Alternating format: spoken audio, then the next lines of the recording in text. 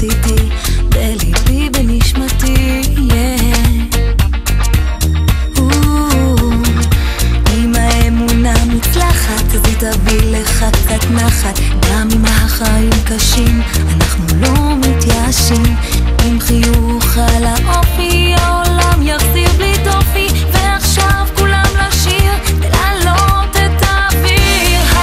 החיים יפים הם עושים מה שאוהבים ואת מה שחשוב